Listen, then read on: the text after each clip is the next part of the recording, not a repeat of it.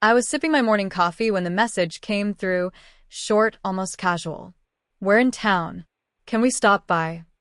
My thumb hovered over the screen as the steam from my mug curled into the sunlight. I leaned back in my leather chair, silk blouse brushing cool against my skin. The city glittered below my penthouse window, a view I once swore I'd earn, back when no one believed I could. A laugh escaped me, soft, almost disbelieving. Of course they'd pick today. Today, when my schedule was stacked with investor calls, press interviews, and a launch party for the very company they said would never exist. I set the mug down, wiped an invisible smudge from the marble desk. My reflection in the glass looked calm, polished, loose waves perfectly in place, lipstick flawless. No one could see the rush of heat in my chest, the throb of old wounds opening just slightly. They mocked me once, my dream, my plans, even my stubborn determination. They called me unrealistic, too ambitious, and sometimes worse. And now they wanted to stop by. I smiled, a slow, knowing curve of my lips. "Sure." I typed back, my fingers steady. "Come over. I'd love to catch up." Oh, I would catch them up on everything they never saw coming. I was 19 the night my dream became the punchline of the family dinner table. "Emma, sweetheart," my father said, cutting into a steak, "you need a real plan. Not this, whatever you're calling it." "It's called a design studio, Dad," I replied, my voice tight.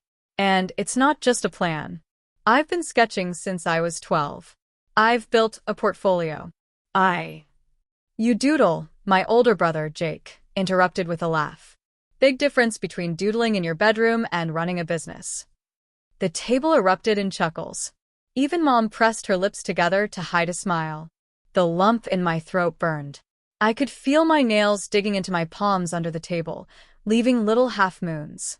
"You'll grow out of it," Dad continued, almost kindly. "You're smart. You could go into law, medicine, anything stable. This dream of yours isn't realistic." I pushed my chair back, heart pounding so hard I thought they could hear it. "It is realistic," I said, my voice shaking. "Just because you don't believe in it doesn't mean it's not real." The room went silent. My grandmother, who had been quiet all evening, finally spoke. "Let the girl try," she said softly, sliding something across the table toward me. Her silver locket, the one she'd worn for decades. Dreams are only silly until they come true. I clutched the locket in my hand like a lifeline. "I'm going to make it happen," I said, surprising even myself with how steady my voice sounded. Jake rolled his eyes. "Sure. "We'll see how long this phase lasts." But it wasn't a phase. That night, I packed my sketchbooks and laptop into an old duffel bag. By morning, I was on a Greyhound bus to New York City with $300 in my pocket, my grandmother's locket around my neck, and a promise echoing in my chest. I would make them eat their words. New York was everything I expected and nothing I was ready for. The streets smelled like ambition, coffee, rain, hot pretzels, and failure, too. Failure lingered in the air of every crowded apartment I lived in, every late-night diner where I stretched a single coffee refill for hours. I worked 3 jobs at first, waiting tables, walking dogs, handing out flyers, just to cover rent for a shoebox-sized room with a window that barely opened. At night, I'd spread my sketches across my mattress and keep drawing until my hand cramped. It wasn't glamorous. It was ramen noodles, cheap mascara, and crying into my pillow when rejection emails piled up. But it was also freedom. Nobody here told me to stop dreaming. Nobody rolled their eyes when I said, "I'm going to start my own design studio." My first real break came 6 months later.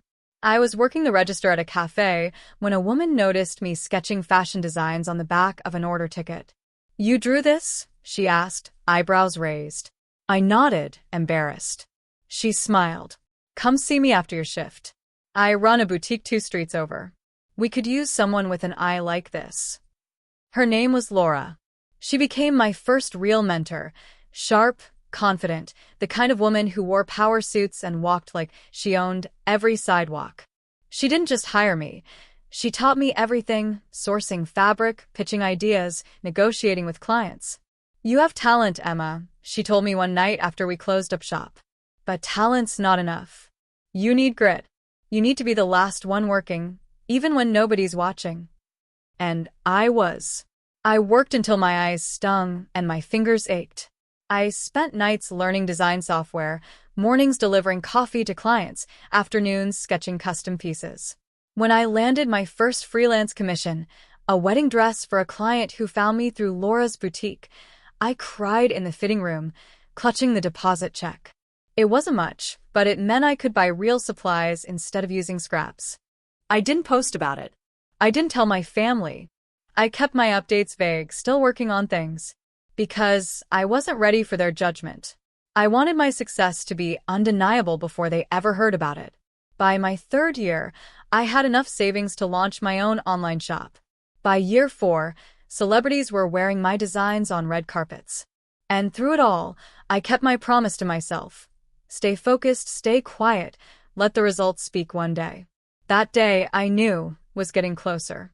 When the elevator doors slid open, I caught my reflection in the mirrored panel, calm, collected, every hair in place. But inside, my pulse was a drumbeat. The concierge had already sent them up. I heard their voices before I saw them. Jake's laugh, Mom's softer tone. And then, as they stepped into my penthouse, silence. It was always the silence I wanted.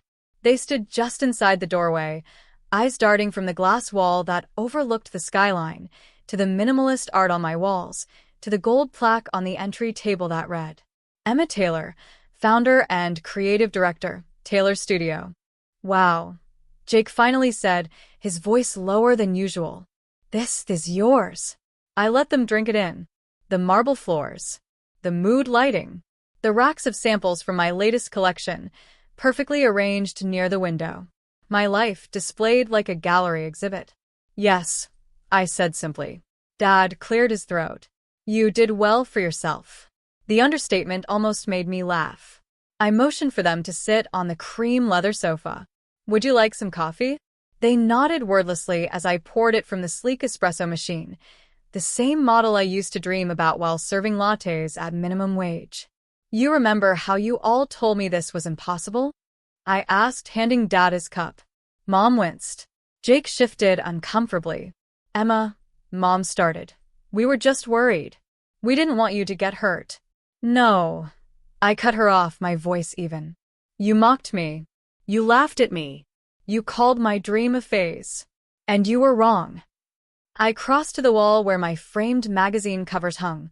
Vogue, Elle, Harper's Bazaar. My designs on runways in Paris, Milan, New York. This is what you said would never happen. I continued, my heart steady now. But it did. And you weren't here to see it. I built this alone. They stared at the covers, the signed photographs, the awards on the shelf. Jake finally let out a low whistle. You're really doing it. I've been doing it for years, I said. You just didn't bother to ask. The silence stretched again, heavy this time. Guilt flickered across Dad's face. Mom's eyes glistened. I think, Dad said slowly, we owe you an apology. You do, I agreed, sitting across from them. My grandmother's locket caught the light as I leaned forward. But more than that, you owe yourselves a lesson. Because I wasn't the only one you taught to play small. You've been telling each other for years what isn't possible. I'm proof that's not true. I let the words hang between us, sharp but not cruel. For the first time in years, they had no comeback. I didn't rush to fill the silence. I let them sit with the weight of it, the skyline glowing behind me like a crown. You came here today thinking you'd find the same girl who left home with nothing but a sketchbook, I said. But she's gone. I had to let her go to become this version of me. Mom's hands twisted in her lap. Emma, we wanted to see you. And now you have, I said softer. But if you want to know me, if you want to be part of my life, things have to change. Their eyes met, wary but listening. I took a deep breath. Dad, you need to stop measuring success by job titles and paychecks. You always wanted me to choose stability over passion, but stability without happiness is just a cage. If you want a relationship with me, you have to respect that my choices might look different from yours." He nodded slowly, as if each word landed somewhere deep. "Mom," I continued, turning to her, "you can't keep smoothing things over by staying quiet when something's wrong. I needed you to speak up for me that night at dinner. I needed you to believe in me out loud. If you want to be in my corner now, I need to hear it." Tears spilled over her lashes, and she nodded. "I can do that." Finally, I looked at Jake. "You've always been the loudest voice telling me I couldn't make it. If you want me to forgive you, I need you to start believing in yourself, too. Go after something you actually care about instead of tearing other people down for trying." He blinked, caught off guard. "You mean like, quit my job? If that job makes you miserable? Yes. Go build the life you want, not the one you think will get Dad's approval." For a long moment, nobody spoke. And then, surprisingly, Jake smiled, small but real. "You know what? You're right. Maybe it's time I stop laughing at other people's dreams and figure out my own." I smiled back, the tension in my chest finally loosening. "This isn't about revenge," I said. "It's about rewriting the way we treat each other.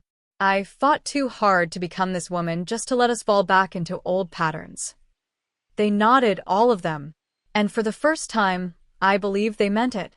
The next morning, I woke before sunrise, as I always did. The city was still quiet, the first streaks of light brushing across the skyline. I stood at the window with my coffee, my grandmother's locket warm against my skin. Last night had been different.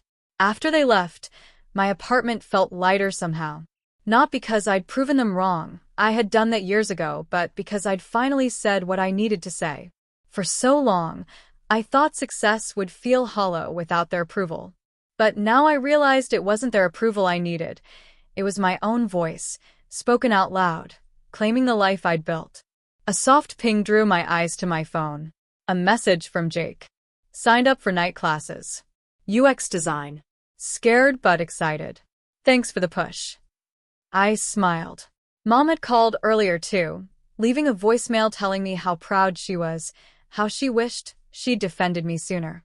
And Dad, well, he just sent me a photo, my old sketches, the ones I left behind, now framed on the wall of his study. The girl who boarded that Greyhound bus years ago would never have believed this moment. But I wasn't her anymore. I had become the woman she always dreamed of being, and more. I touched the locket, hearing my grandmother's voice as if she were standing beside me.